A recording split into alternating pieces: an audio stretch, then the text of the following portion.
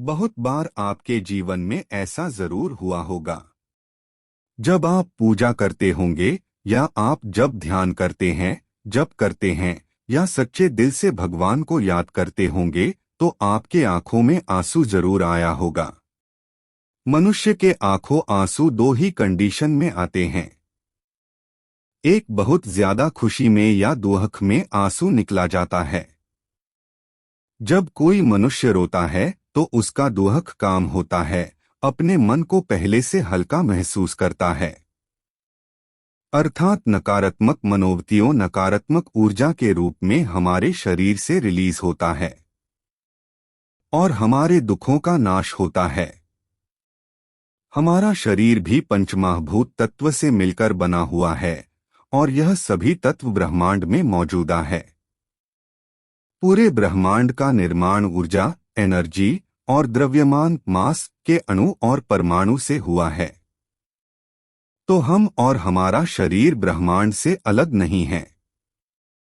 जैसे दो परमाणु द्रव्यमान और ऊर्जा से बांधे हुए होते हैं, वैसा ही हमारा शरीर भी बना हुआ है।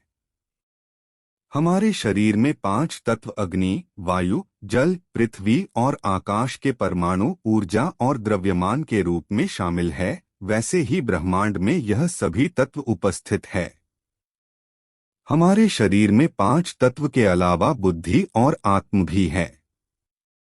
वैसे ही इस ब्रह्मांड को बनाने वाला कोई पराशक्ति भी है, जिसे हम भगवान ईश्वर के नाम से जानते हैं। इस ब्रह्मांड में नकारात्मक और सकारात्मक ऊर्जा दोनों उपस्थित है। वैसे ही हमारे शरीर में इन ऊर्जा का एक साथ उपस्थित होना है। जब हम ध्यान, पूजा, जप, साधना करते हैं तो हम अपने 5 इंद्रियों बुद्धि का उपयोग करके आत्मा के माध्यम से ऊर्जा को रिलीज करते हैं, तो तरंग के माध्यम से उस पराशक्ति ईश्वर भगवान के सकारात्मक तरंग के साथ मिल जाता है, जिसे हमरे अंदर आनंद, खुशी, सकारात्मक आभामंडल, चेहरे में चमक उत्पन्न होता है, जिसे हमरे समस्या, रोग, दुख दूर होते हैं और हमरे अंदर भरी हुई नकारात्मक धीरे धीरे ऊर्जा आंसू के रूप में बाहर निकलने लगते हैं, जिसे हमारी आत्मा, बुद्धि, इंद्रियों निर्मल होती है। हमारे आत्मा, बुद्धि और इंद्रियों का शुद्धिकरण होता है और हम उस परमात्मा से जुड़ा जाते हैं। उस परमात्मा से हमें बहुत सकारात्मक संकेत मिलना शुरू हो जाता है।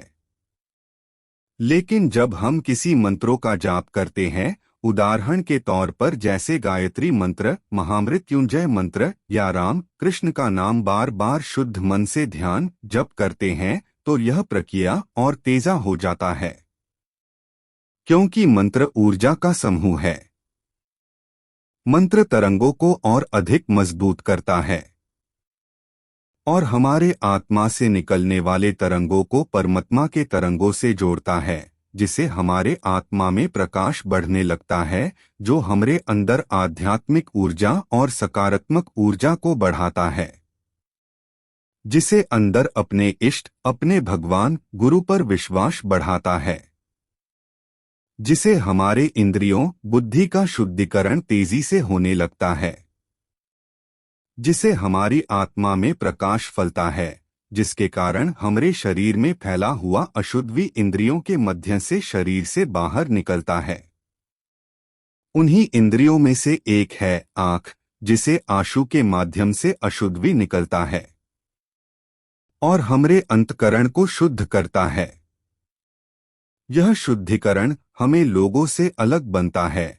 हमारे आसपास कुछ घटना होती है, जैसे दीपका के लौ का अधिक जलाना, अधिक चमकना, अगरबत्ती का धुआं भगवान की ओर जाना, शरीर में खून के बहाने की आवाज सुनाई देना, ब्रह्मांड के अजीब आवाज सुनाई देना, प्रकृति के दोबारा संकेत देना, पशु पक्षी की अच्छी घटना, आकाश में बादलों के रूप में कुछ दिख जाना, पूजा का फूल गिरना, अच्छी खुशबू आना, चेहरे में चमक, दिव्य अनुभूति, आपके बोलने से घटना का सच में होना, आंतरिक खुशी, सकारात्मक ऊर्जा का बढ़ाना, मन प्रसन्न रहना, सहसा का बढ़ाना, बहुत सारे दिव्य घटना घटाने लगते हैं। लेकिन सभी मनुष्यों को एक समान फल नहीं मिलता है, ऐसा क्यों होता है? भगवान ने भागवत गीता के मध्य से अध्याय 7 में बताया है, कई हजारों मनुष्यों में से कोई एक सिद्धि के लिए प्रयत्नशील होता है, और इस तरह सिद्धि प्राप्त करने वालों में से बिरला ही कोई एक मुझे वास्तव में जान पाता है। अर्थात सभी मनुष्यों की पूजा भक्ति करने की अपनी सीमा होती है। पूरी तरह से निश्चल भक्ति, शुद्धा भक्ति करना हर मनुष्य के लिए संभव नहीं होता है। इस कारण आप जितना भक्ति करते हैं, पूजा करते हैं, उसी के अनुरूप आपको सिद्धि मिलता है, आपको फल मिलता है। लेकिन इसी समय आपका का ईश्वर से अच्छा कनेक्शन होता है, क्योंकि आप अपने आत्मा के माध्यम से बार बार ईश्वर को तरंग भेजते रहते हैं। तो ईश्वर आपकी इच्छा की पूर्ति का शक्ति देता है।